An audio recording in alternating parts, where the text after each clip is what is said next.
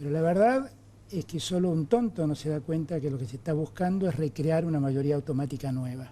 Sería caótico, sería espantoso que Cristina hiciera una cosa así, definitivamente. Primero porque, bueno, Cristina se ha esmerado en borrar muchas de las cosas que Néstor hizo, pero me parece que la desesperación del gobierno por, de algún modo, controlar los resultados de los fallos judiciales, lo lleva a cometer abusos insólitos. Y en verdad esta idea de volver a llevar la Corte al número de 9 miembros no tiene otro objetivo que reconstruir la propia mayoría automática.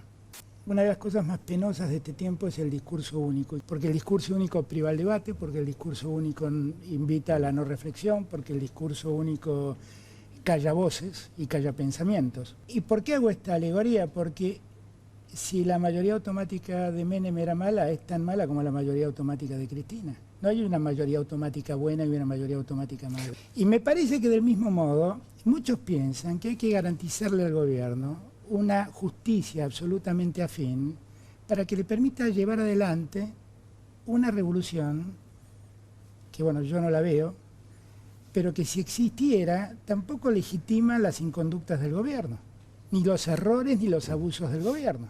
Me consta también que cínicamente la presidenta se lo manda a presentar a los senadores. Recordamos que fue ella la que redujo el número de miembros. Entonces, para no desdecirse públicamente, manda a sus amanuenses a presentar este proyecto. Pero la verdad es que solo un tonto no se da cuenta que lo que se está buscando es recrear una mayoría automática nueva. Porque las encuestas también dicen que cerca del 65-70% de la gente quiere un cambio.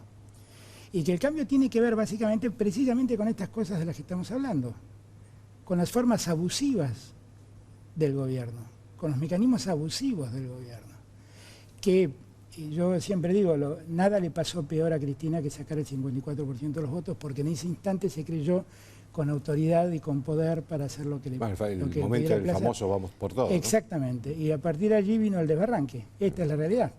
Alberto, me interesa su testimonio por dos razones. Porque usted fue jefe de gabinete cuando Néstor Kirchner creó la actual Corte Suprema de Justicia, una corte prestigiosa, y después cuando la senadora Kirchner anunció su proyecto, que se hizo ley, para bajar el número de 9 a 5.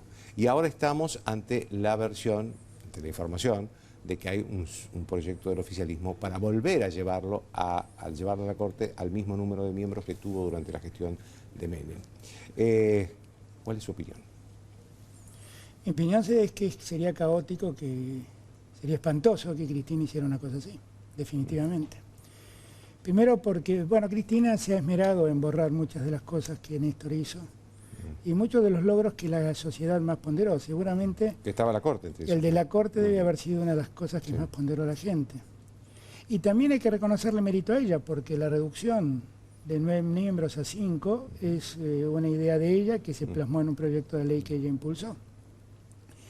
Pero me parece que la desesperación del gobierno por, de algún modo, controlar los resultados de los fallos judiciales, lo lleva a cometer abusos insólitos. Y en verdad esta idea de volver a llevar la Corte al número de 9 miembros no tiene otro objetivo que reconstruir la propia mayoría automática. Muchas veces yo, hablando con usted, le decía a Joaquín que una de las cosas más penosas de este tiempo es el discurso único, y que yo lamentaba porque durante muchos años, en los años 90, nosotros cuestionábamos el discurso único de los 90. Así es. Y la verdad es que para mí... No se puede decir otro discurso más que ese. Exactamente. Y para mí es tan penoso el discurso único de los 90 como el discurso único del presente, porque lo penoso es el discurso único.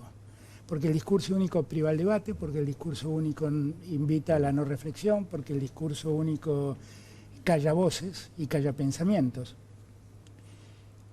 ¿Y por qué hago esta alegoría? Porque si la mayoría automática de Menem era mala, es tan mala como la mayoría automática de Cristina. No hay una mayoría automática buena y una mayoría automática mala. Bueno, pero eso yo digo, hay gente, y no gente que está en el gobierno, gente simpatizante de la presidenta, que cree que hay cosas que haciéndolas Menem estaba mal, y haciendo a la presidenta. Claro, porque bajo el pretexto de una supuesta revolución hay cosas que hay que hacer Y bueno, recién el fiscal Moldes recordaba el dictamen de Luca donde dijo que lo de vudú no era delito. De Luca hace eso, como muchos otros lo hacen, porque él piensa que estas son consecuencias no queridas de la revolución. Pero son delitos, no son consecuencias no queridas, son delitos, y punto. Y me parece que del mismo modo, muchos piensan que hay que garantizarle al gobierno una justicia absolutamente afín para que le permita llevar adelante una revolución que, bueno, yo no la veo, pero que si existiera tampoco legitima las inconductas del gobierno, ni los errores ni los abusos del gobierno. Ahora, está clarísimo que ese proyecto de ley existe, me consta que existe. Me consta también que cínicamente la presidenta se lo manda a presentar a los senadores, porque ella sabe que como yo, como usted, recordamos que fue ella la que... Tenemos memoria. Claro, recordamos que fue ella la que redujo el número de miembros. Entonces, para no desdecirse públicamente, manda a sus amanuenses a presentar este proyecto. Pero la verdad es que solo un tonto no se da cuenta que lo que se está buscando es recrear una mayoría automática nueva. Con muchos agravantes, porque además todavía está pendiente, y yo creo que tenemos que hacer planteos en ese sentido.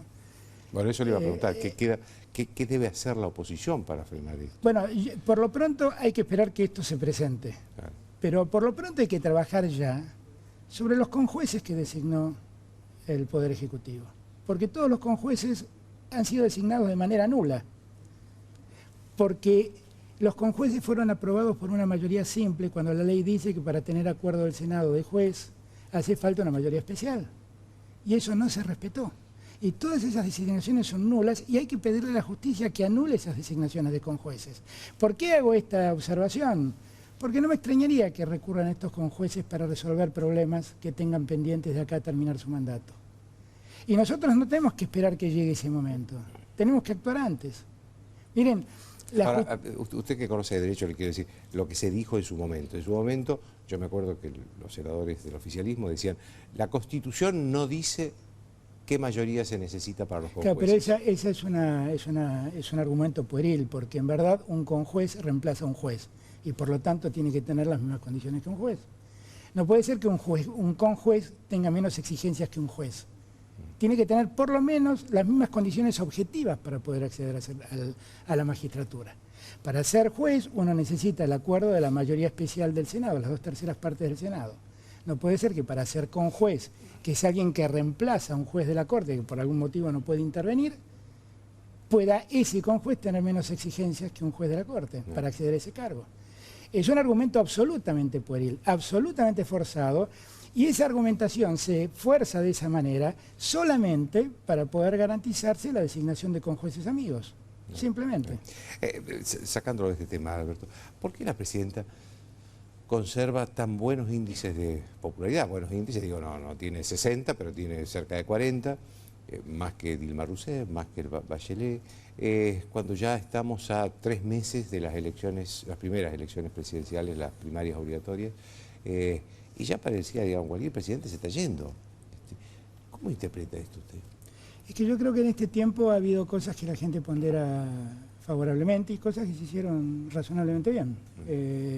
Cosas que tienen que ver con, por ejemplo, con la asignación universal por hijo, alguna presencia más razonable del Estado en la economía, no precisamente los abusos del Estado sobre la economía. La gente me parece que pondera el enjuiciamiento de los genocidas, y me parece que haciendo el balance final hay cierto reconocimiento a este tiempo. Hay una primera etapa de Cristina donde uno no puede ocultar que fue muy valiosa la ampliación de derechos que se hizo, con el matrimonio igualitario, con la muerte digna, con el voto joven, en fin, cosas que objetivamente ocurrieron. Y me parece que la gente pondera esas cosas. Ahora, que la gente pondere esas cosas no quiere decir que necesariamente no quiera un cambio, porque las encuestas también dicen que cerca del 65-70% de la gente quiere un cambio. Y que el cambio tiene que ver básicamente, precisamente con estas cosas de las que estamos hablando, con las formas abusivas del gobierno, con los mecanismos abusivos del gobierno, que Y yo siempre digo, nada le pasó peor a Cristina que sacar el 54% de los votos, porque en ese instante se creyó con autoridad y con poder para hacer lo que le Bueno, el lo que momento pudiera del placer. famoso vamos por todo, ¿no? Exactamente, y a partir de allí vino el desbarranque. Esta es la realidad, el desbarranque económico. Cristina hoy tiene la mitad de las reservas que alguna vez supo tener para tener la economía que tenemos, ¿no? Una economía absolutamente emparchada, con un déficit fiscal creciente, con un nivel de gasto asombroso, que se cubre con una emisión que el Banco Central ya no sé cómo va a hacer para seguir sosteniéndola. Claro.